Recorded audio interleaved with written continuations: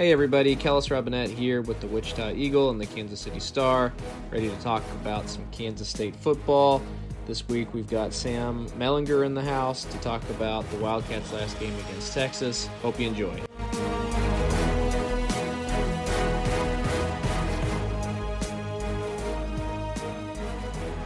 All right, welcome back to another week of our world-renowned Kansas State podcast. I'm here with the esteemed columnist Sam Mellinger. I wish we also had Texas quarterback Sam Mellinger, but alas, we had to settle for watching him play in the Kansas State-Texas game. Sam, thanks for chatting with me here. But Thank you, Kellis. Yeah, well, let's just start with the Cats are 2-3. Where do you see them going from here? I feel like this was a really big – this is part of the reason I wanted to come today is like this was a big moment in the season, right? Like if they win this, a lot of the sort of angst and worries and everything that have surfaced the first four games kind of go away. Right, we beat Texas again. We always beat Texas. Like that's, the North Star or whatever. Yeah, we still own them. Yeah, or you don't, like this. And this was even worse than I think a lot of people may have worried about just because the way it happened, right? Like Delton played, and look, it's not this simple. Like we all, like people like you and people like me, fans, anybody listening, like we all tend to like oversimplify at times, right? So it's not this simple, but the fact remains, when the K-State offense was on the field in the first half with Alex Delton as quarterback, they essentially accounted for -2 points, right? With the safety. And then when Skylar Thompson came in the second half, they scored 2 touchdowns. And, the offensive line was better. I get all that. But I think there's also a counter to that, which is like, yeah, the offensive line was better. His teammates are well coached and express support for both. But, they also talk about how good Skylar is at the line of scrimmage in calling out protections. It's obvious. I mean, there was a couple snaps. You remember this when K-State's lined up with 3 receivers split out wide, and Texas still has 8 in the box against Delton. And then Thompson comes in. Now those safeties have to get back a little bit. It opens up a lot. There's just a lot more. There's a lot more room. Things seem to go. I get what happened at West Virginia, but things seem to go a lot better. And it just, hearing after the game, both quarterbacks are going to play next week at Baylor. It doesn't matter who starts. Yeah, it does. It matters who plays quarterback, And this coming off the heels of him saying things like, I can't coach a team that can't get 6 inches. It's just very bizarre, the words he's choosing to use this season. Yeah, and not just that, but you had the great story about, the way that happened last week. And a guy who, traditionally part of his success, right, has been he coaches the coaches and lets them coach the players. And so for that guy in particular to kind of go, you can't say over the head of the assistant coaches because he's the head coach, but to essentially make this quarterback change without discussing or informing the OC or the quarterback coach is a thing. That is a thing that is a little jarring in all this. I mean, they're in a bad spot, man. This was a really good opportunity for them to win a game, and I feel like they could have won the game if Skylar Thompson played the whole game. Yeah, that was my biggest thought afterward is that the offense looked more than capable in the second half. Yeah. And it was all with Skylar Thompson in there. Mm-hmm. Everybody leaves the offense, everybody, even though they lost, was still talking pretty good, somewhat positively about the rest of the season because they played much better in the second half. And you just got to think, if you had your best quarterback in there for 4 quarters instead of 2, how different could things be?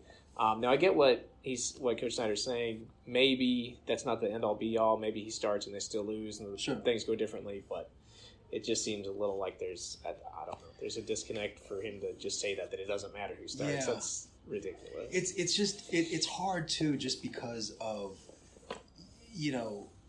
considering the 30,000 foot view. There is probably not a more respected coach in the Kansas City area than Bill Snyder. Yeah, Bill Self would be the guy that people would talk about, but Bill Snyder is something different. And criticism of Bill Snyder, it's been hard to come by, right? Like there hasn't been a lot Look, I mean, every football coach can get it on a week-to-week basis, but just in the big view, what he's done here consistently, you sort of outperforming recruiting rankings for whatever those are worth, et cetera. Like he's earned a crap ton of respect, and it just, you sort of feel like that's the rest of the season without a major turnaround is going to start to erode. Yeah, I guess the question now is, do they have a major turnaround in them? They've done it before. 2 and 3. 2 and 3 isn't a death sentence. They can still get to a bowl. They've been to 8 straight. They got Baylor next. I think they'll be underdogs there. Baylor lost big today to Oklahoma, but they did put up 500 yards of offense on the Sooners, so that's a little surprising and a little bit concerning for Kansas State there. Yeah. But you know what? Kansas State's defense actually looked good today. If you take away the safety, defense was good enough to win. You take away the safety and the punt return they gave up, and 10 points. Yeah, 10 points. At home. Yeah, that is. That's got to win. Yeah, you can't really ask for much more than that. No. The problem, like, I think K-State's better than this, right? Because that looks like a 3-9 team, and they're better than that. But the problem is, I mean, you just talked about, like, at Baylor, like, now that becomes kind of a must-win. Yeah, that's a do-or-die game. In game number 6. Because after that, you got Oklahoma State at OU, at TCU. That's tough. That is a rough stretch. Then you get KU. Yeah, probably win. A little pick-me-up. Texas Tech looks good. At Iowa State at the end of the season, who knows what happens there. But it's just, these opportunities are starting to fly by a little bit. And, K-State is one of these teams where, like, just annually, they started 2 and 3 5 years ago, right? And ended up 8 and 5. Mm-hmm. It seems like that kind of thing happens here a lot. But those teams also, I think you would have thought they had more direction than this one does almost halfway through the season. Right. That's really concerning. Yeah, and I'm still not sure what to make of the quarterback situation. I feel like at this point you have to just roll with Skylar Thompson. But would they go back to Delton? I don't know. I mean, he said they'll both play. I mean, who knows? Like, that could be one snap, right? But seems like Delton's going to be in the game plan. I think about this a lot. We all have, like, goofy different ways of thinking about sports, right? But do you ever think about, like, if you were on the other side, what would you want K-State to do? And I feel like if you're Baylor, I think you want Delton to play. And that's not this feels awkward. I don't want this, like, being critical of Delton. He's a good player, tries hard, all those things. Yeah, but great guy. Yeah, can't throw. He just doesn't have that dimension that Skylar Thompson. He's just not as. He's not as difficult to defend as Skylar Thompson. I mean, the ball is zipping, and he can throw it to each sideline. He can throw it downfield. He's just hard. He makes K-State harder to defend. Yeah, and unless teams are going to back off just jamming the box on Alex Delton, I don't think it's going to work. Yeah. And you saw that's what they felt like today. I think they came in thinking, you know what, if we give our offensive line numbers, if we have some lead blockers out there, it doesn't matter what Texas is going to do. We're going to run. We'll be successful. Texas proved, showing them absolutely no respect, keep bringing their safeties up to within 5 yards of the line of scrimmage. Nobody's going to be able to run that. And Baylor saw this. If they put Delton out there, they're going to use that same defense. So unless he can figure out a way to throw and beat that, then that's not a good system. Yeah. I don't think. Look, like, I'm trying to think like devil's advocate here. Like, you could go the other way, and what if the punt return? That was the first punt return K-State's given up in a really long time. Yeah, like 4 years. Yeah. So if that doesn't happen, the play at the end of the first half. It was a catchable ball, but the fullback catches it. Yeah, could have been better thrown, but still was catchable. Somebody needed to make a better play. But there was also Mellinger. I forgot who the receiver was. But right on the first drive. Yeah, that guy couldn't have been more open. That definitely should have been touchdown. Yeah, there were some things, the other way as well. It just, I don't know, man. Like, I can't get that out of my head that if there's a Baylor fan listening to this right now, they're like, yes, like Alex Delton, let's do that. Yeah, well, I mean, the one good thing I would say out of this game is that at halftime things looked so bad. The talk in the press box was, this is the worst Kansas State team since blank. Yeah. From the blank. That's what everybody was talking about. And, I mean, that was really what was rolling through my mind, because if they don't win another game, Kansas State's won at least 4 games every year dating back to Bill Snyder's first season. Mm-hmm. He won 1 game in his debut, and he's been 4 better every year since. Most years it's bowl game, even double digits when he was really rolling.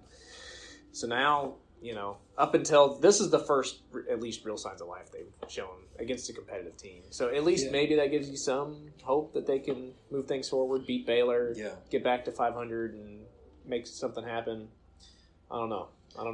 They were good. We've been talking a lot about the offense, the quarterbacks in particular, and rightly so. But the defense had a lot more pressure on the quarterback in the second half. Just watching it live, I'm looking at a comment about what kind of blitzes they were running or anything like that. But whether it was scheme or whether it was execution or whether it was energy, we heard a lot about that after the game, with just like a change of energy at halftime. That they did get after the quarterback. I mean, they were good. The defense was effective before the half too, but they did a lot better. Just getting into Mellinger and. Disrupting him. Now I'm getting my Bob Sutton terminology is creeping in here, but disrupting the quarterback, they did a really good job with that too.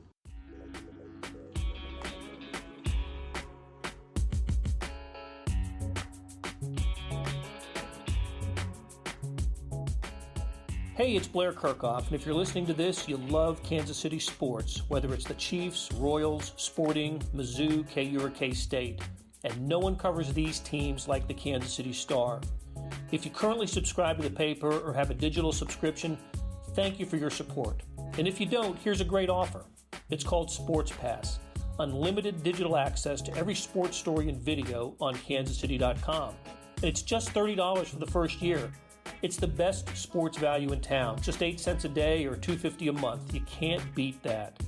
Subscribe now at kansascity.com/sportspass.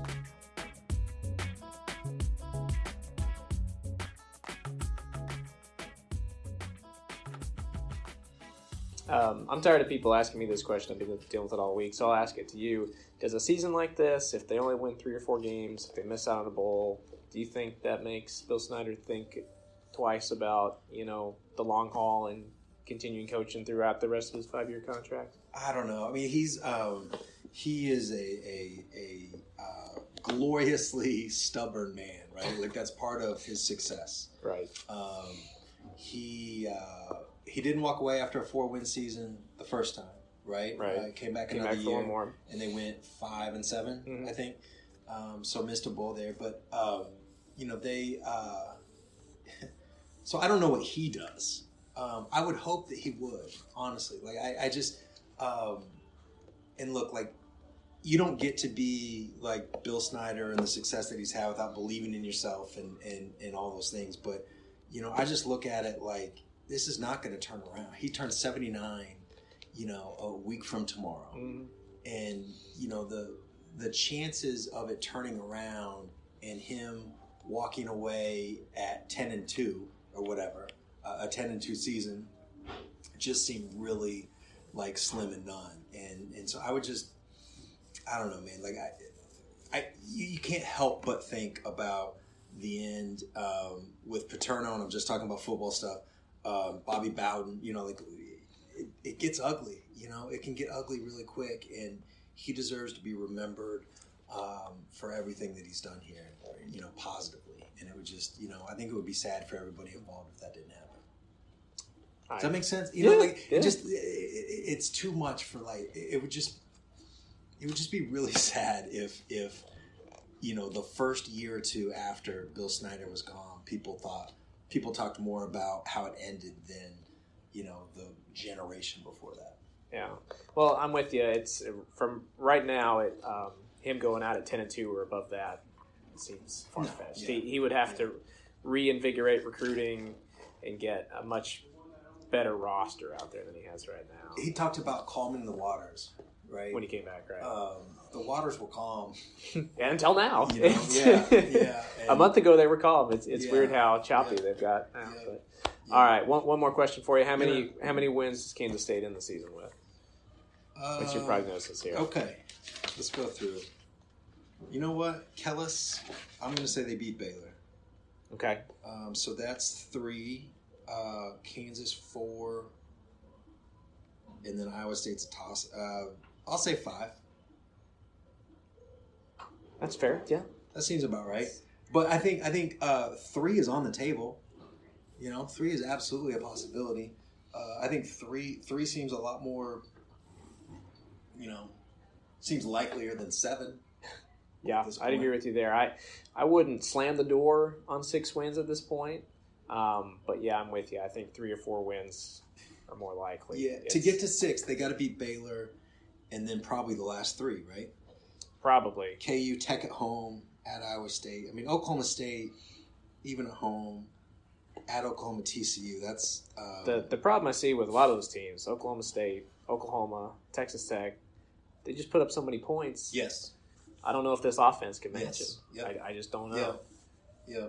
But maybe one game they come out and get hot. They beat Oklahoma State last year when nobody saw it coming. Maybe they could repeat. Yeah. But yeah, it's crazy that that's what we're looking at. What do you think? You think 5 is a good number? Yeah, 4 or 5 is what I'd say. Yeah. I may be being generous about at Baylor next week. I was thinking 4 and 8 before today, and actually after watching this and seeing them maybe come together a little bit, maybe a little more open to 5. But yeah, still not a great scenario. At Baylor is interesting. That's definitely a do or die game. Lose that, and you're looking at 6 straight losses, basically. Yeah. Not what you want. All right. Well, Sam, thanks so much for the time. Thank you, Kellis. Yeah, hopefully we'll see you down the line and talk. Absolutely. Basketball season's coming up. That's right. Yeah. Happier times ahead. Bruce's boys.